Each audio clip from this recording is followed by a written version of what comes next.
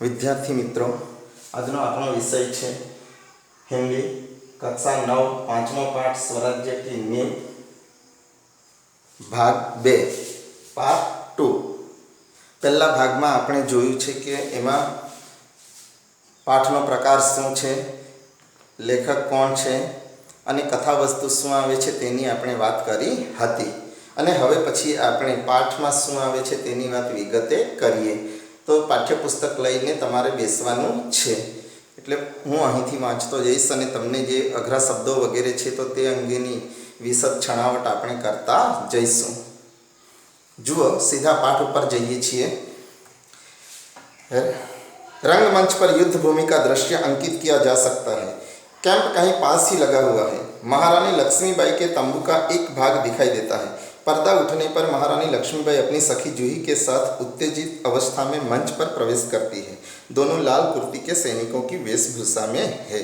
तो यहाँ पर देखिए कि शुरू में जो एकांकी है उसमें बताया गया है कि किस प्रकार का दृश्य यहाँ पर अंकित किया गया है। झांसी की रानी लक्ष्मीबाई जो है वो वहाँ पर उपस्थित है और उनकी सहेलियाँ उनकी सहेली जूही जो है वो वहाँ पर उपस्थित होती है। लक्ष्मीबाई: मेरे देखते देखते क्या से क्या हो गया जूही। झांसी काल्पी ग्वालियर कहाँ गई, परंतु मंजिल है कि पास आकर भी हर बार दूर चली जाती है। स्वराज्य को आते हुए देखती हूँ, परंतु दूसरे ही क्षण मार्ग में हिमालय अड़ जाता है। तो यहाँ पर देखिए कि महारानी लक्ष्मीबाई जो है उनके मन की स्थिति जो है वो चिंता में डूबी हुई है।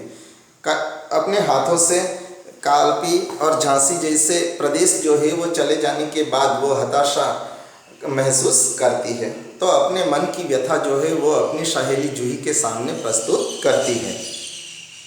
उसे पास करती हूँ तो महासागर की डरावनी लहरें थपेड़े मारने लगती है। थपेड़े मारना मतलब समस्या तेजी से उभरना। तो देखिए कि इस एक समस्या को हल करने का प्रयत्न करती हूँ तो दूसरी समस्या मेरे सामने उपस्थित हो जाती है। कोई ना कोई नई आपत्ति, नई मुसीबत से मैं घिर जाती हूँ। तो अपने मन की व्यथा जो है वो रानी लक्ष्मीबाई अपनी सहेली के सामने प्रस्तुत करती है। उनसे जूझता हूँ तो नाविक सो जाते हैं। जूझना इसका मतलब होता है लड़ना। तो जो समस्याएं मेरे सामने उपस्थित होती है उन समस्याओं का समाधान खोजने का प्रयास करती हूँ, उनसे लड़ने का प्रयास करती हूँ, तो उसमें मुझे सफलता नहीं मिलती। देखो जूही, उधर क्षितिज पर देखो कैसी लपलपाती हुई लपटें उठ रही हैं। सारा आकाश धूम घटाओं से छाया हुआ है। प्रलय की भूमिका है, लेकिन राव साहब है कि रिक्त मंडल की छाया में ऐसो आराम में मशगूल है। आवेश में आते आते सहसा मौन हो जाती है। जूही कुछ कहने के लिए मुंह खोलती है कि महारानी फिर बोल उठती है। जूही, मैंने प्रतिज्ञा की थी कि मैं अपनी झांसी नहीं दूंगी, लेकिन झांसी हाथ से निकल गई। जूही सहसा तीव्र होकर: नहीं, झांसी हाथ से नहीं निकली।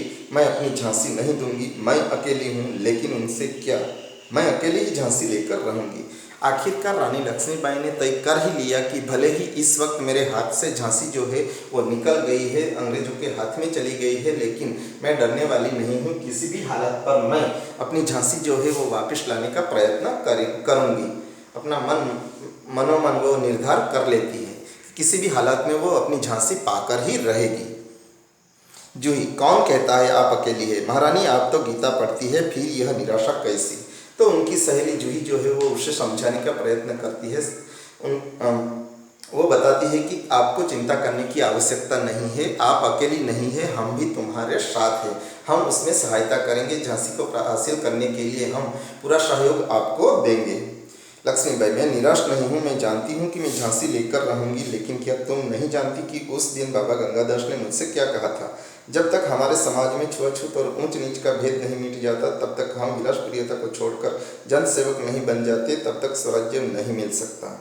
रानी लक्ष्मीबाई ने बाबा गंगादास ने जो भविष्यवाणी की थी उनके बारे में अपनी सहेली जूही को बताया।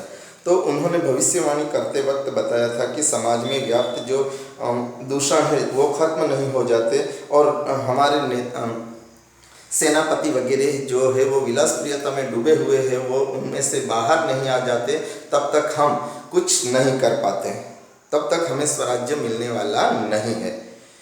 वह मिल सकता है केवल सेवा, तपस्या और बलिदान से।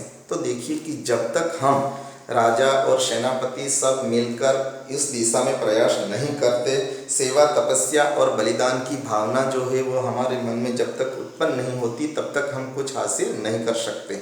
हमारे स्वराज्य जो है उनको हम हासिल नहीं कर सकते, प्राप्त नहीं कर सकते।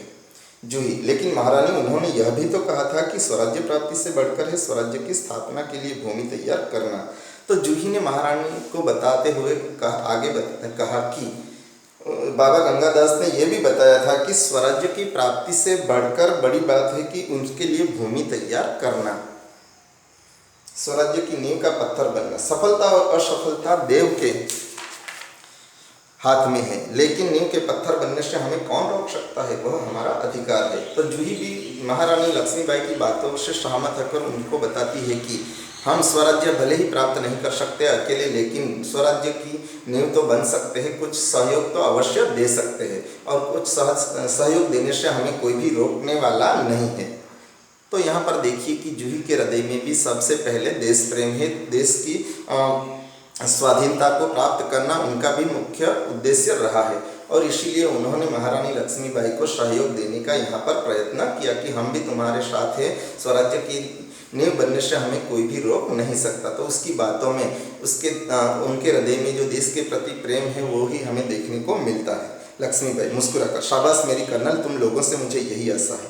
जिस स्वराज्य की नींव तुम जैसी नारियां बनने जा रही है वह निश्चय ही महान होगा।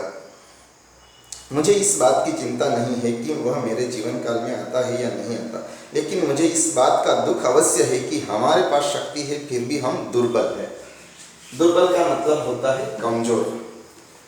हमारे पास तात्या जैसे सेनापति है फिर भी हमारी सेना में अनुशासन नहीं है। हमारे पास ग्वालियर का किला है फिर भी हम कुछ नहीं कर पा रहे हैं। क्यों, जानती हो क्यों?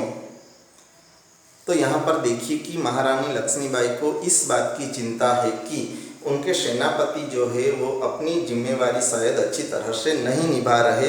तो इस कारण को बताते हुए उन्होंने अपने सहेली को ही अपने मन की व्यथा प्रकट करने का यहाँ पर प्रयास किया। जूही, जानती हूँ महारानी, हम विलासिता में डूब गए हैं। तभी मुस्कुराती हुई मुंदर वहाँ प्रवेश करती है। तो जूही ने भी झांसी की रानी लक्ष्मीबाई की बात का समर्थन देते हुए कहा कि शायद हम हमारी जिम्मेवारी भूल गए हैं, विलासिता में डूबे हुए हैं, इसके कारण ही शायद इस तरह के दिन हमें देखने पड़ रहे हैं।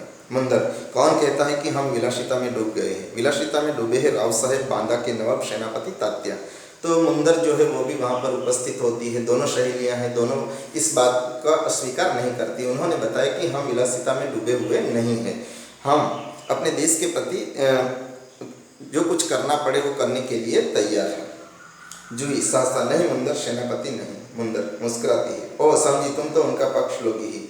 जब मुंदर ने बताया कि जूही तात्या को चाहती है और उनके साथ भोग विलास में डूबी हुई है तो इस बात का यहाँ पर जूही शायद स्वीकार नहीं करती। जूही दृढ़ स्वर में, मैं उसका पक्ष नहीं लेती, लेकिन जो तथ्य है उसको छिपाया नहीं जा सकता। सरदार तात्या राव साहब को अपने तन मन का स्वामी मानते हैं। मुंदर, और तुम उनको अपना स्वामी मानती हो? जूही, हाँ मैं उनको अपना स्वामी मानती हूँ और मानती रहूँगी, लेकिन उनसे भी अधिक मैं महारानी को अपना स्वामी मानती हूँ और महारानी से भी बढ़कर मैं अपने देश को अपना स्वामी मानती हूँ। देश के लिए मैं सरदार को भी ठुकरा सकती हूँ, ठुकरा चुकी हूँ। जब यहाँ आपस में जूही और मुंदर के बीच में बातचीत हो रही है उसमें जूही ने स्पष्ट रूप से बताया कि मैं भले ही तात्या को चाहती हूँ, लेकिन उनसे ज़्यादा मैं अपने देश को चाहती हूँ, मेरे मालिक को चाहती हूँ, रानी को चाहती हूँ। इसीलिए मैं अपने प्रेम को छोड़ने के लिए तैयार हूँ। सबसे पहले मेरा देश है, मेरा प्रदेश है, मैं उसके लिए कुर्बानी देने के लिए तैयार हूँ। मुंदर सक पकाकर, जूही तू तो नाराज हो गई, मेरा यह मतलब नहीं था। मैं तो केवल इतना ही कहना चाहती थी कि जब तूने उन्हें अपना स्वामी मान लिया है तो तू उन्हें रोकती क्यों नहीं? मुंदर यहाँ पर जूही को समझाने का प्रयास करती है कि तुम तात्या को चाहती हो तो तात्या इस वक्त गलत रास्ते पे जा रहे तो उनको समझाने का तुम प्रयास क्यों नहीं करती? लक्ष्मीबाई, जूही ने उन्हें रोका है मुंदर, मैं जानती हूँ जब राव साहब के कहने पर तात्या इसे नाचने के लिए बुलाने को आए थे तो इसने उनको बुरी तरह दुत्कार दिया था। लक्ष्मीबाई यहाँ पर जूही की बात से सहमत है और उन्होंने जूही के बचाव पक्ष में यह बताया कि जूही ने तात्या को रोकने का प्रयास किया है। जब तात्या उनको नाचने के लिए बुलाने के लिए आया था तो उस वक्त जूही ने उसे दुत्कार दिया था। दुत्कार में आगे तिरस्कार करना, मतलब कि जूही जो है वो देश को सबसे पहले महत्व देती है। इसीलिए उन्होंने जब जिनको वो चाहती है वो व्यक्ति अगर गलत रास्ते पे है तो उसका सहयोग देने से उन्होंने इनकार कर दिया। लक्ष्मीबाई, अरे जूही, हाँ रानी, मैं स्वराज्य के लिए नाच सकती हूँ, बराबर नाचती रहती हूँ, परंतु विलासिता में डूबने के लिए अपनी कला को किसी के गले की फांसी नहीं बना सकती हूँ। जो मुझको ऐसा करने के लिए कहते हैं उनको मैं ठोकर ही मार सकती हूँ। जूही ने स्पष्ट रूप से अपना मत बता दिया कि जो व्यक्ति, मैं स्वराज्य के लिए नाच सकती हूँ, नाचती भी रहूँगी, लेकिन जो विलासिता में डूबा है उनके लिए मेरी कला नहीं है। लक्ष्मीबाई दीर्घ निश्वास लेकर, ठोकर ही तो नहीं मार सकती जूही, यही दर्द तो हमें कचोट रहा है। कचोटना इसलिए कष्ट देना। अगर ठोकर मारकर हम उनकी मदहोशी दूर कर सकते तो बात ही क्या थी। मदहोशी नशा। यहाँ पर आपस में जूही और मुंदर बातचीत कर रही है और उसमें यह बताने का प्रयास किया गया है कि उनको सिर्फ कष्ट देना ही हमारा मकसद नहीं है, लेकिन उनके मन में जो विलासिता से उनका मन घिरा हुआ है उनको ही हमें दूर करना चाहिए ताकि हम योग्य दिशा की ओर आगे बढ़ सकें। जूही, भाई साहब, मैं औरों की बात नहीं जानती, मुझे आज्ञा दीजिए, मैं ठोकर मारने को तैयार हूँ। मुंदर, और मैं भी तैयार हूँ। भाई साहब चलो हम सब चलकर उनकी नींद हराम कर दें। आखिरकार जूही और मुंदर दोनों ने ये तय कर लिया कि सबसे पहले हमारा देश है, विलासिता बाद में, इसीलिए अपने प्रेम का बलिदान देने के लिए दोनों तैयार हो जाती है। लक्ष्मीबाई, नहीं मुंदर नहीं, हम उनकी नींद हराम नहीं कर सकते। अब तो दुश्मन की ठोकर ही उनको उस नींद से जगा सकती है। जूही, दुश्मन की ठोकर, यह आप क्या कह रही हैं? लक्ष्मीबाई ने दोनों सहेलियां की बात सुनने के बाद उनको बताया कि हमें उनको कष्ट देने की ज़रूरत नहीं है, लेकिन दुश्मन जो ठोकर मार रहे, दुश्मनों ने जो आज तक किया है उसकी वजह से ही शायद उनकी आंखें खुल सकती हैं। लक्ष्मीबाई, हाँ जूही, दोस्त की ठोकर अविश्वास की खाई को और भी चौड़ा कर देती है। क्या तुम नहीं जानती कि हम एक दूसरे को किस दृष्टि से देखते हैं? क्या ऐसी स्थिति में मेरे कुछ कहने से शंकाओं की घटा और भी गहरा नहीं उठेगी? मुंदर, भाई साहब ठीक कहती है, संख्या अविश्वास पैदा करेगी और उस अविश्वास से उत्पन्न निराशा को दूर करने के लिए पायल की झंकार और भी झनक उठेगी। श्रीखंड और लड्डुओं पर जान देने वाले ब्राह्मणों के आशीर्वाद का स्वर और भी तेज हो उठेगा। सहसा न कहीं दूर तोपों का स्वर उठता है। लक्ष्मीबाई, और जूही तू अगर तात्या को खोज सके तो तुरंत उन्हें यहाँ आने के लिए कहे। तो देखिए आखिरकार जूही और मुंदर ने यहाँ रानी लक्ष्मीबाई को सहयोग देने की अपनी सज्जता उन्होंने प्रकट की और दोनों उस युद्ध के लिए आह्वान करने लगी। और लक्ष्मीबाई ने भी दूसरी तरफ जूही को बताया कि तुम भी तात्या को, तुम जिसे चाहती हो उस सेनापति को युद्ध के लिए समझाने का प्रयास करो। जूही, खोज क्यों नहीं सकती? आपकी आज्ञा होने पर मैं उन्हें पाताल से भी खींचकर ला सकती हूँ। जूही ने स्पष्ट रूप से महारानी को बताया कि मैं उसे खोज नहीं सकती, ऐसा नहीं है। मैं जिसे चाहती हूँ, मोहब्बत करती हूँ, उस व्यक्ति से मैं पाताल से भी, ले दुनिया की कहीं भी कोई भी जगह ऐसी नहीं कि वहाँ से मैं उसे खोज कर न ला सकूँ। रघुनाथ राव, महारानी आपने सुना? लक्ष्मीबाई, क्या रघुनाथ राव? महारानी जनरल रोज की सेना ने मुरार में पेशवा की सेना को हरा दिया। तो उस वक्त यहाँ पर रघुनाथ राव उपस्थित होते हैं। उन्होंने बताया कि रोज की सेना जो है, अंग्रेजों की सेना जो है, उन्होंने पेशवा को पराजित कर दिया है, परास्त कर दिया। जूही कांप कर, क्या पेशवा की सेना हार गई? लक्ष्मीबाई, पेशवा की सेना हार गई, यह अच्छा ही हुआ। अब पेशवा की आंखें खुलेंगी। रघुनाथ अपनी सेना को तैयार होने की आज्ञा दो, रोज ग्वालियर का किला नहीं ले सकेगा। तो यहाँ पर लक्ष्मीबाई ने स्पष्ट रूप से बताया कि अब तक पेशवा को शायद इस बात का कोई ख्याल नहीं था कि कैसे अपने राज्य को बचाया जा सकता है, लेकिन आज तक वो भोग विलासिता में डूबे हुए थे, उसका परिणाम आज उसे भुगतना पड़ रहा है। अब शायद अपना प्रदेश जो है वो गंवाने के बाद शायद उसकी आंखें खोल सकती हैं। रघुनाथ, मैं जानता हूँ वह कभी नहीं ले सकेगा। मैं अपनी सेना को कुछ के लिए तैयार करता हूँ, केवल आपको सूचना देने के लिए आया था। तो रघुनाथ राव ने महारानी लक्ष्मीबाई को स्पष्ट बताया कि रोज की सेना जो है वो आगे बढ़ नहीं पाएगी और वो ग्वालियर के किला जो है उस पर उसको शायद हासिल नहीं कर सकेगा। लक्ष्मीबाई, और जूही तुम भी जाओ सहसा बाहर देखकर, लेकिन ठहरो, शायद सेनापति तात्या इधर ही आ रहे हैं। बाद में लक्ष्मीबाई ने अपनी सहेली जूही को भी युद्ध की तैयारियों के लिए आगे बढ़ने की सूचना दे दी। लक्ष्मीबाई, कहिए सरदार तात्या, आज आप इधर कैसे भूल पड़े? तात्या: भाई साहब, मैं किसी के लिए सरदार हो सकता हूँ पर आपके लिए तो सेवक ही हूँ। जब महारानी लक्ष्मीबाई ने अपने सेनापति तात्या को सरदार के नाम से पुकारा तो सरदार ने स्पष्ट रूप से बताया कि मैं दूसरों के लिए सरदार हूँ, लेकिन मैं आपका तो एक सेवक हूँ, आज्ञा दीजिए मुझे क्या करना है। लक्ष्मीबाई व्यंग्य से: इतने बड़े सेनापति को इस प्रकार एक नारी के सामने झुकते लज्जा नहीं आती? खैर छोड़ो इस बात को, यह तुम्हारी विनम्रता है, लेकिन यह तोपों की आवाज़ कैसी आ रही है? कौन सा उत्सव मनाया जा रहा है? शायद चाटुकारों में जागीर बांटना अभी खत्म नहीं हुआ है। तात्या: भाई साहब, आपको हमें लज्जित करने का पूरा अधिकार है, हम इसी योग्य है, लेकिन जो कुछ हो रहा है वह आप जानती ही है। तो यहाँ पर तात्या ने यहाँ उपस्थित होने के बाद महारानी लक्ष्मीबाई को स्पष्ट रूप से अवगत करने का प्रयास किया कि इस वक्त राज्य में हालात किस प्रकार के उत्पन्न हुए हैं और हमें क्या करना चाहिए। जूही: सरकार, इस बार इनको माफ़ कर दीजिए। तात्या व्यग्र होकर: भाई साहब, अब यूँ कब तक फटकारती रहेंगी? तो देखिए कि उनके जूही जो है वहाँ पर उपस्थित है, उनको भी पता लग ही जाता है कि इस वक्त महारानी लक्ष्मीबाई जो है वो शायद अब वो जिसे चाहती है उस सेनापति के बारे में कुछ बताने का प्रयास कर रही है, इसीलिए उन्होंने उनको बचाने का प्रयास किया और बताया कि अब इस वक्त उनको माफ़ कर दीजिए, तात्या को माफ़ कर दीजिएगा। लक्ष्मीबाई: तू कहती है अच्छा, लेकिन मुंदर का प्रवेश? मुंदर: सरकार, सेना तैयार है। लक्ष्मीबाई: तो मैं भी तैयार हूँ। तात्या, तुमसे मुझे बहुत आशाएं थी, तुम्हारे रहते यह सब क्या हो गया? तो आखिरकार यहाँ पर मुंदर का भी प्रवेश होता है और वो भी स्पष्ट रूप से रानी लक्ष्मीबाई को बताने का प्रयास करती है कि हमने भी हमारी ओर से जो कुछ प्रयास करने थे वो शुरू कर दिए हैं। इस वक्त पूरी सेना जो है वो भी युद्ध के मैदान में जाने के लिए तैयार हो चुकी है। लक्ष्मीबाई: तो मैं भी तैयार हूँ। तात्या, तुमसे मुझे बहुत आशाएं थी, तुम्हारे रहते यह सब क्या हो गया? लक्ष्मीबाई ने भी स्पष्ट रूप से अपने सेनापति को बता दिया कि इस वक्त युद्ध के मैदान में पहुँचने के लिए मैं भी तैयार हूँ। जूही: सरकार, ये स्वामी भक्त हैं। लक्ष्मीबाई: लेकिन आज हमें देशभक्तों की आवश्यकता है। खैर, अब भी कुछ नहीं बिगड़ा, अब भी बहुत कुछ किया जा सकता है। तो देखिए कि यहाँ पर तात्या भी उपस्थित है, जूही और मुंदर भी उपस्थित है। सब लोगों को इस बात का पता लग चुका है कि इस वक्त प्रदेश के हालात किस प्रकार के हैं और अंग्रेज धीरे धीरे करके आगे बढ़ रहे हैं और अपने हाथों से ग्वालियर का किला जो बाकी है वो भी हथियाने का प्रयास कर रहे हैं। इसीलिए हमें क्या करना चाहिए?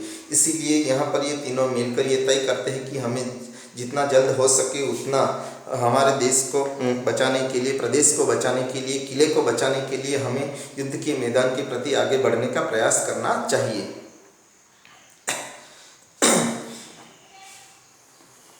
तात्या: इसलिए तो आया हूँ साहब, आप जो कहेंगी वह करूँगा, जो योजना बनाई उसी पर चलूँगा। लक्ष्मीबाई: तो जाओ, तलवार संभाल लो, नूपुरों की झंकार के स्थान पर तोपों का गर्जन होने दो। भूल जाओ राग रंग, याद रखो हमें स्वराज्य लेना है, हमें रणभूमि में मौत से जूझना है। मौत से जूझना, इसका मतलब होता है साहस दिखाना है। तो स्पष्ट रूप से यहाँ पर रानी लक्ष्मीबाई ने अपने सेनापति को बता दिया कि अब हमें दूसरे रास्ते छोड़कर, रंग राग के रास्ते छोड़कर युद्ध के मैदान के प्रति आगे बढ़ना है और साहस दिखाना है। तब ही हम शायद हमारे प्रदेश को, ग्वालियर के किले को बचा सकेंगे, नहीं तो हमारे हाथ में कुछ बाकी रहने वाला नहीं है। सब कुछ हमें गंवाना पड़ेगा, सब कुछ नष्ट हो जाएगा। तात्या: महारानी, आपकी जय हो, मैं युद्ध के लिए तैयार होकर आया हूँ। तो सेनापति तात्या ने भी स्पष्ट रूप से महारानी लक्ष्मीबाई को बता दिया कि मैं सब कुछ छोड़कर ही आया हूँ, युद्ध के लिए ही तैयार होकर, सज्ज होकर मैं आपके पास उपस्थित हुआ हूँ। जो कुछ आज्ञा आप देना चाहती है आज्ञा दो, मैं आगे बढ़ने के लिए तैयार हूँ। लक्ष्मीबाई: जानती हूँ, लेकिन सेनापति इस बार यह याद रखना कि यदि दुर्भाग्य से विजय न मिल सकी तो तुम्हें सेना और सामग्री दोनों को दुश्मन के घेरे से निकाल कर ले जाना है। तो देखिए महारानी लक्ष्मीबाई ने स्पष्ट रूप से उसे आज्ञा देते हुए कहा कि भले शायद हम अपने आप को सफलता के शिखर तक नहीं पहुंचा सकते, लेकिन हमें अपनी जान तो बचाने का प्रयत्न अवश्य करना ही चाहिए। दुश्मन के घेरे से निकलकर हमें आगे बढ़ना है। तात्या: ऐसा ही होगा। लक्ष्मी: तात्या ने भी उनकी बात से सहमति प्रकट करते हुए कहा कि महारानी लक्ष्मीबाई, आपको चिंता करने की कोई आवश्यकता नहीं है, हम हमसे जितना हो सकेगा उतना प्रयास अवश्य करेंगे। लक्ष्मीबाई, तात्या, मेरा मन कहता है कि यह मेरे जीवन का अंतिम युद्ध है। जीत हो या हार मुझे किसी बात की चिंता नहीं, चिंता केवल इस बात की कि हमारी वीरता कलंकित न होने पाए। तो आखिरकार महारानी लक्ष्मीबाई जो है वो भी अपने सेनापति के सामने अपने मन की इच्छा प्रदर्शित करते हुए बताती है कि ये युद्ध जो है वो शायद हमारी ज़िंदगी का आखिरी युद्ध भी हो सकता है, लेकिन मुझे इस बात की चिंता है कि कहीं पर भी हमारी वीरता जो है उसे कलंक लगना नहीं चाहिए। वो किसी भी कीमत पर युद्ध के मैदान से पीछे हटना नहीं चाहती, भले ही अपनी जान क्यों न गंवानी पड़े।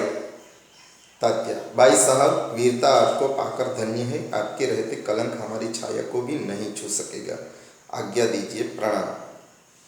तो तात्या भी अपनी मालकिन झांसी की रानी लक्ष्मीबाई की बात से सहमत है और उन्होंने बताया कि आप जब तक सही सलामत है तब तक कलंक जो है वो हमारी छाया को भी नहीं छू सकता। मतलब कि उन्होंने यह बताने का प्रयास किया कि आपको अपनी वीरता को लेकर किसी भी तरह का संदेह अपने मन में उत्पन्न करना नहीं चाहिए और आपकी ताकत ऊपर हमको पूरा भरोसा है, इसीलिए आपको वीरता को लेकर चिंता करने की आवश्यकता नहीं है। आप सिर्फ हमें आज्ञा दीजिए, हम युद्ध के मैदान में अंग्रेजों के खिलाफ युद्ध करने के लिए तैयार हैं। लक्ष्मीबाई, प्रणाम तात्या, मैं सीधी युद्ध भूमि में जा रही हूँ, देर ना लगाना।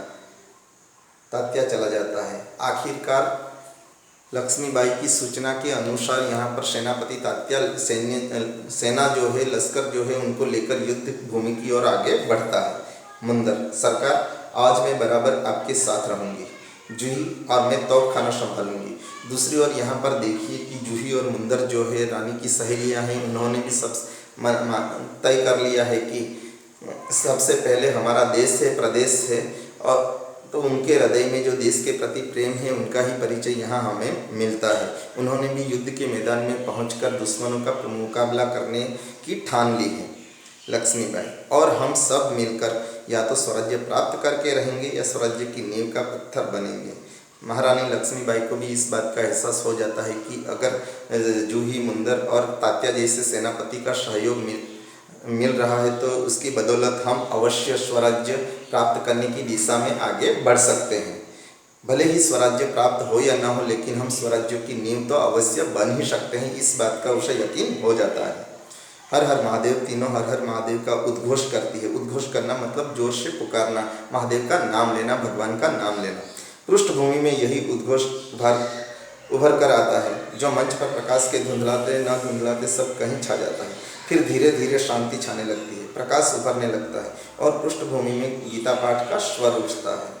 तो यहाँ पर देखिए कि इस तरह पहले ये एकांकी जो है उसमें यह बताने का प्रयास किया गया है कि झांसी की रानी लक्ष्मीबाई जो है वो अपने हाथों से कुछ प्रदेश गंवाने के बाद चिंतित है और बाद में उनकी सहेली और उनके सेनापति के द्वारा सहयोग हासिल होने पर, प्राप्त होने पर उसे आखिरकार इस बात का यकीन हो जाता है, विश्वास हो जाता है कि वो इस युद्ध में आगे बढ़कर जीत अवश्य हासिल कर सकती है। तो उनकी मनस्थिति जो है उनको यहाँ पर प्रदर्शित करने का प्रयास किया है। वो जानती है कि भले ही अगर वो अपने देश को स्वराज्य दिलाने में अकेली समर्थ नहीं है, लेकिन स्वराज्य की नींव तो वो अवश्य बन सकती है। इसीलिए स्वराज्य की नींव बनने की उनकी जो इच्छा है, ख्वाहिश जो है, उनको प्रदर्शित करने का प्रयास यहाँ पर इस एकांकी में हुआ है। अस्तु।